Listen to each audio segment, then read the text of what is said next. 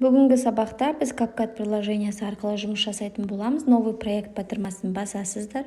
Одан кейін біздің фонымыз бар. Міне мен фон таңдадым. Осыны добавить етеміз. Осы видеоны, осы суретті уақытын ұзартамыз.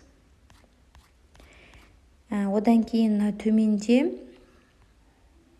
қайда кетті? Наложение батырмасын басамыз. Міне наложение батырмасын басамыз. Добавить наложение дейміз да. Өзіміздің қойғымыз келген видеомызды аламыз.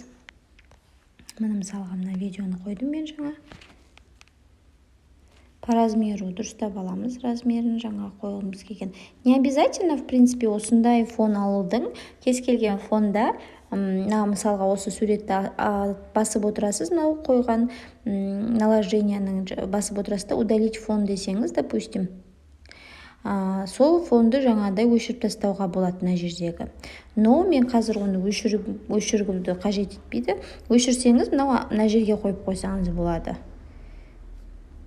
Мысалға мынаның осы фото бойынша, мынаның уақытын мысалы жаңағыдай фотоның уақытын осы видеоға қарай келтіресіз. Тағы да наложение қойсаңыз болады қосымша. Допустим, қандай видео қойсақ болады? Мына видеоны алсақ болады. По размеру былай, мысалға мына суреттің орнына қойып қоямыз. Теледидарға.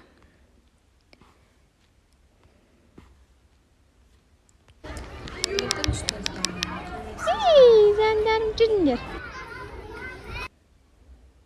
Өзіңіздің фантазияңызға байланысты, креативіңізге қарай кез келген материалды осылай дайындап аласыз. Сабақ түсіргенге қызықты болады. Өшіріп тастай аласыз. Мынаның уақытын жаңаға. Мына жерде бітті ма? Мысалға, допустим, осы жерге алып келесіз да, мынаны разделить, удалить етеміз да. Төбесіндегі стрелочканы басып сақтап аласыздар.